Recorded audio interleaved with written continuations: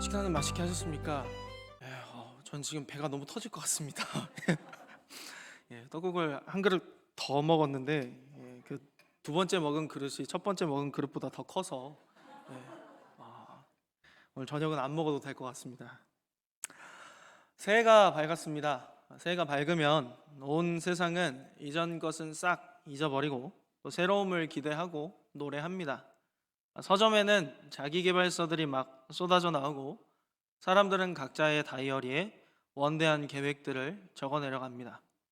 아이들은 방학 계획표라는 것을 짜서 빈틈없는 성장을 약속하기도 하고 또 어른들은 작년에 실패했던 그 소박한 일상들을 다시금 올해는 꼭 현실로 이루겠다라는 그런 애를 쓰기도 하죠.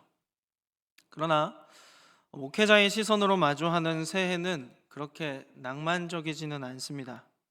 우리는 이 새해를 맞이해서 들뜬 감정이 안개같이 사라지면 곧 차디찬 현실의 벽에 부딪힐 것을 알기 때문이죠. 달력의 숫자는 바뀌었지만 거울 속에 우리를 보면 여전하고 또 우리를 둘러싼 고통의 환경도 크게 달라지는 건 없습니다. 냉정하게 말해서 새해가 되어서 우리에게 확실하게 변한 사실이 있다면 딱 하나 있는데요. 우리는 새해를 맞이해서 육체의 죽음과 한 걸음 더 가까워졌다는 사실이죠. 오늘 저는 이 불편한 진실에서부터 여러분들과 함께 말씀을 나누고자 합니다. 왜냐하면 인간의 이 유한함과 전적인 부패를 인정하는 이 비참함의 자리에서만 하나님의 거부할 수 없는 은혜가 비로소 빛나기 때문이죠. 여러 가지 미사역으로 포장된 특별해 보이겠지만 결코 특별하지 않은 이 새해라는 시간 속에서 참된 그리스도인은 어떤 시선으로 스스로를 바라보아야 할까를 나누고자 하는 겁니다. 오늘 본문은 그렇기 때문에 새해의 분위기와는 사뭇 어울리지 않는 한 노인의 유언을 다루고 있습니다. 출애굽 2세대를 이끌고 가나안 정복이라고 하는 불가능에 가까운 과업을 완수했던 이스라엘의 위대한 지도자 여호수아의 마지막 말인 것이죠. 여호수아는 우리가 연말 연초 기도를 통해서 함께 잘 알아보았듯이 인생의 절반을 2인자로 살았던 사람이었습니다. 그의 이름 앞에는 늘 모세의 수종자라는 꼬리표가 붙어 다녔죠. 그는 곁에 서서 모세를 지켜보았던 사람이었습니다. 하나님의 등 뒤를 보았던 모세를, 지팡이 하나를 가지고 홍해를 가르고 반석에서 물을 내었던 그 거인 같은 모세를 옆에 서서 도왔던 사람이었죠. 여호수아 그가 모세의 곁에 서서 그런 모세를 바라볼 때마다, 하나님께 쓰임 받는 그 모세를 바라볼 때마다 얼마나 기분이 좋았을까요? 모세가 하나님께 그렇게 쓰임 받으면 쓰임 받을수록 그를 수종드는 자신에게 있어서도 뿌듯함이 있었을 겁니다. 그러나 동시에 그런 모세를 수종드는 여호수아의 마음의 한 구석에는 평생을 따라다닌 짙은 열등감의 늪이 있었을 것이죠. 나는 결코 저 모세와 같이 위대한 사람이 될 수 없어 라는 그런 열등감 말입니다. 그럼에도 불구하고 모세의 죽음 이후에 이스라엘의 다음 지도자는 여호수아가 됐습니다. 그러나 여호수아가 하나님께 이스라엘의 다음 지도자로 부름받았을 때의 상태를 우리는 잘 알고 있죠. 지금 모세보다 훨씬 못할 거라고 하는 그런 열등감과 절망감에 빠져 있었다라는 겁니다. 그조차도 어찌할 수 없는 그런 절망적인 감정의 거대한 파도 앞에서 휩쓸려 갈 때에 하나님께서는 나타나셔서 그런 여호수아를 건져주시죠. 강하고 담대해라. 내가 모세와 한 것처럼 너와 평생 함께 해주겠다. 네가 어디로 가든지 내 말만 듣고 순종해라. 그러면 내가 너와 이스라엘에게 주리라고 약속했던 그 땅에 반드시 들어가게 해주겠다. 하나님은 그런 여호수아를 선택하셨고 자기 백성 이스라엘을 가나안 땅으로 들어가 그 땅을 정복하게 할 지도자로 세우셨습니다. 이제 하나님의 그 말씀을 듣고 가나안 땅에 들어가는 그 여호수아는 하루아침에 위대한 지도자가 되었을까요? 그렇지 않습니다. 여전히 여호수아는 실수투성이인 인간이었습니다. 모세가 혈기 때문에 가나안 땅에 들어가지 못했던 것처럼 여호수아 역시도 기브온 주민들에게 속아서 화친을 맺는 등 그가 지도자로서 치명적인 판단을 한 것이 너무나도 많았다는 거죠. 그런데 성경은 이 부족한 사람을 향해서 인생의 최후 성적표에 무엇이라고 기록하는가 하니 잘 알고 있듯이 여호와의 종 여호수아라고 기록합니다. 그가 완벽했기 때문이었을까요? 아닙니다. 하나님께서는 여호수아가 존재하기 전부터 그의 인생이라는 도화지에 점 하나가 찍히기 전부터 이미 여호수아를 아셨고 선택하셨습니다. 이것이 우리 개혁주의 신앙이 고백하는 하나님의 무조건적인 선택입니다. 하나님은 여호수아의 연약함도 아셨고 게으름도 아셨습니다. 그리고 필사적으로 감추려고 했던 그의 열등감까지도 아시면서도 그를 지명하여 부르신 것이죠. 우리는 때로 여호수아와 같은 우리 자신의 끝없는 연약함을 마주하게 됩니다. 새해라는 들뜬 마음이 사그라들면 어느새 변함없이 연약하고 완악하고 완고한 우리의 자신을 보게 되는 것이죠. 그때마다 우리는 다시금 깊은 좌절감과 우울함에 빠집니다. 아, 역시 나는 뭘 해도 안 돼. 그러나 오늘 여호수아조차도 우리와 같은 연약함이 있었다라고 말하는 것이죠. 그럼에도 불구하고 여호수아의 위대함은 그의 역량이 아니라 그를 붙드신 하나님의 신실하심에 있었다라는 겁니다. 신실하신 하나님께서는 여호수아에게 말씀하셨던 대로 그를 떠나지도 버리지도 아니하셨습니다. 오히려 그보다 먼저 늘 앞서 가시면서 그와 이스라엘 백성들이 걸어가야 할, 지나가야 할 가나안 땅들을 그들의 기업으로 삼도록 하신 것이죠. 우리 자신도 마찬가지입니다. 우리 스스로를 돌아보면 아무 소망도 희망도 보이지 않습니다. 그냥 내가 그렇지 뭐, 믿지 않는 사람들의 말을 빌려서 그래 내 팔자가 그렇지 뭐 하며 주저앉는 겁니다.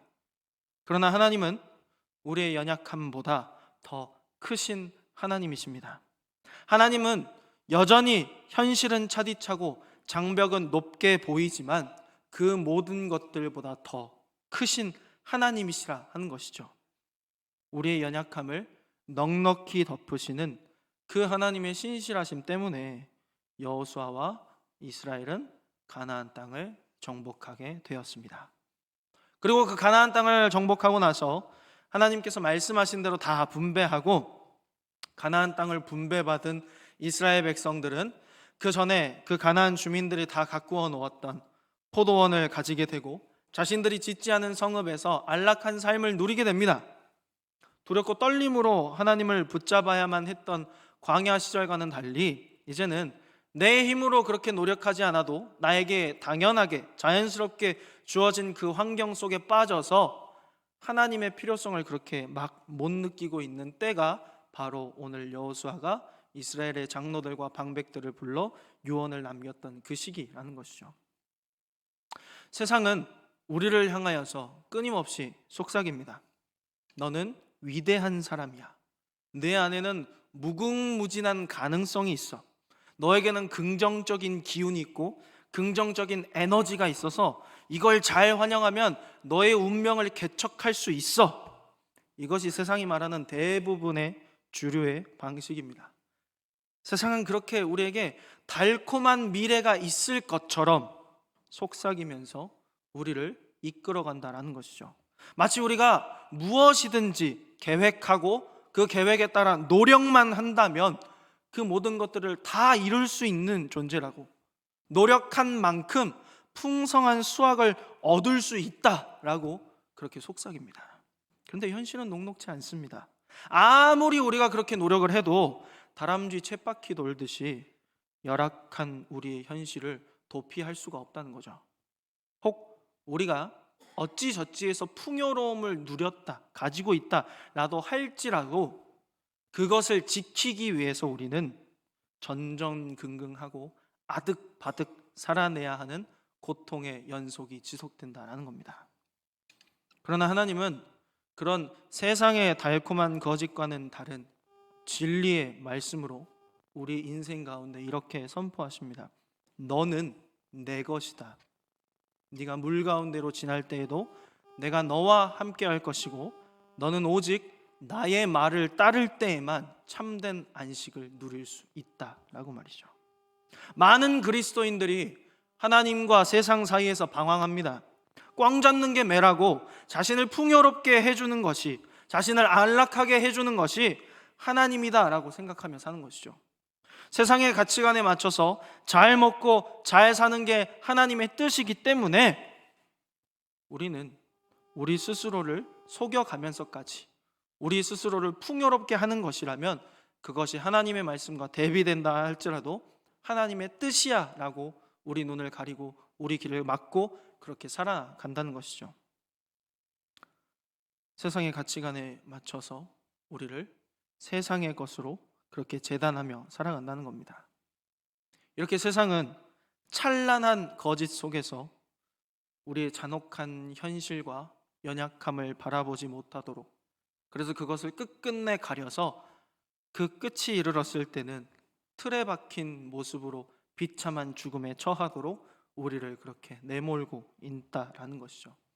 그러나 하나님은 오히려 그런 우리의 연약함을 아시면서도, 그런 우리의 완악함을 아시면서도, 그런 우리의 게으름과 무익함을 아시면서도 우리를 지명하시고 나의 사랑하는 자, 나의 존귀한 자로 불러주신다라는 겁니다. 우리가 이룬 것이, 자랑할 만한 것이 아무것도 없고 되려 우리의 연약함과 무익함을 마주할 때에 하나님께서는 우리를 찾아오셔서 그렇게 말씀하여 주신다라는 겁니다. 오늘 설교의 제목이 뭔지 아십니까? 황새는 뱁새를 따라가지 않는다는 겁니다. 뱁새가 황새를 따라가려다가 가랑이 찢어진다라는 격언은 들어보신 적이 있을 겁니다. 그런데 황새가 뱁새를 따라간다는 말은 들어본 적이 없으실 겁니다. 왜냐하면 그것은 얼토당토하는 우스운 일이기 때문이죠. 그런데 우리가 그 우스운 일을 새해 벽두에 꼭 한다는 겁니다. 하나님의 자녀라는 정체성을 가졌음에도 불구하고 자꾸만 어울리지 않는 세상의 걸음걸이를 흉내내려고 그렇게 살아가려 한다는 것이죠. 세상의 기준에 맞춰서 성공하려고 애쓰고 계획하고 세상이 말하는 행복을 쟁취하기 위해서, 그것들을 조건을 차지하기 위해서 오히려 우스운 꼴을 조롱당하는 비참함으로 해를 마무리한다라는 겁니다. 사랑하는 성도 여러분, 기억하십시오. 세상은 결코 우리를 존귀하게 여기지 않습니다. 오직 우리가 가진 조건이 무엇이냐, 우리가 가진 가치가 무엇이냐로 우리를 판단할 뿐이죠. 그리고 우리로 하여금 하나님의 존귀한 자, 하나님이 기뻐하시는 자라는 정체성을 잊게 만들고 이 땅에서의 안락함이 중요하다고, 이 땅에서 편안함이 중요하다고 우리를 속여서 하나님의 말씀을 붙잡지 못하게 합니다. 그렇기 때문에 오늘 이 유언의 주인공인 여호수아는 우리보다 앞선 인생을 살아온 선배로서 좋은 예가 되는 것이죠. 이 여호수아가 처음 하나님 앞에 부르심을 받고 그리고 가나안 땅에 들어가서 행동했던 행동이 무엇인지 아십니까? 여호수아가 요단강을 건너서 가나안 땅에 들어가서 가장 먼저 한 행동은 할례를 행하는 거였습니다. 가나안 주민들은 이미 여호수아와 이스라엘이 요단강을 건넜다는 것을 알고 있었고 그 자신들을 침략하러 온 침략군을 대항하기 위해서 군대를 모으고 있었습니다. 그런데 이 여호수아는 전쟁을 눈앞에 둔 상황에서 자신의 모든 병사들을 다 할례시킵니다. 할례를 당한 일반적인 남성은 1주일에서 2주일 정도의 회복 기간이 필요합니다. 돌칼로 생사를 찢는 게 얼마나 아픈 일이겠습니까? 만약에 그 상태에서 가나안 군대가 이스라엘 진영을 급습했다라고 한다면 이스라엘은 가나안 땅을 밟음과 동시에 전멸에 이르렀을 겁니다.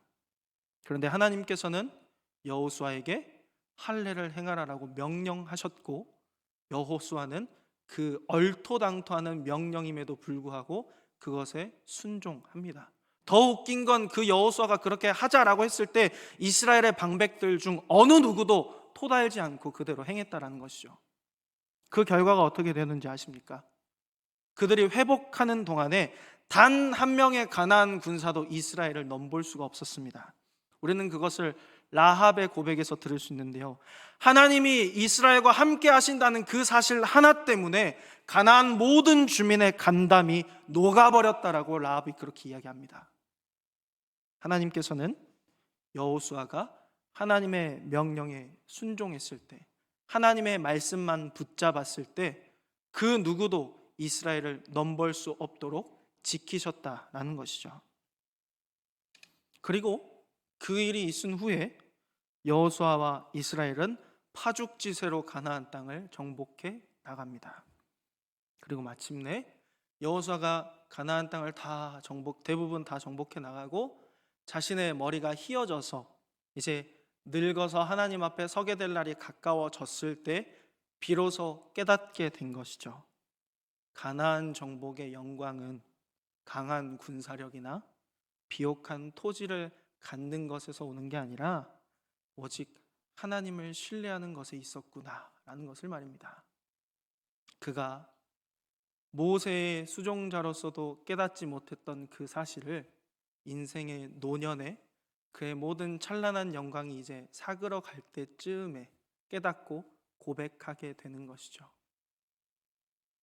가나안 정복기 동안 그 사실을 피부와 뼈에 새기며 어느덧 이제 하나님 앞에 부름받을 시기가 다가온 그 여호수아는 이 사실을 자신의 후배들에게도, 자신의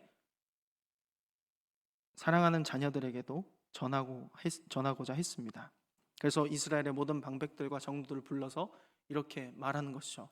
너희들 우리의 조상 아브라함과 이삭과 야곱에게 행하셨던 그 하나님의 놀라운 일들과 내가 섬기던 모세가 하나님께 붙들림 받아 어떤 일을 했는지 알고 있지. 그리고 나를 통하여서도 이 가나안 땅을 하나님이 어떻게 정복하셨는지 알고 있지. 그러니 나는 오늘 너희들에게 분명히 말하겠다. 너희들 오늘 내 앞에서 맹세해라. 내 날이 얼마 남지 않았는데 너희가 하나님만 섬길 것인지 아니면 너희를 배부르게 하고 안락하게 하는 이 가나안 땅의 우상들과 너희 조상의 신들을 섬길 것인지 그렇게 너희는 오늘 내게 확실하게 이야기해라. 그런데 내 인생을 살아보니 나와 내 집은 여전히 변함없이 하나님만 섬길 것이다. 너희는 그렇게 알아라. 그렇게 자신의 모든 후임들에게, 이스라엘 모든 방백들에게 자신의 유언을 전하는 것이죠. 너희가 섬길 자를 오늘 택하라.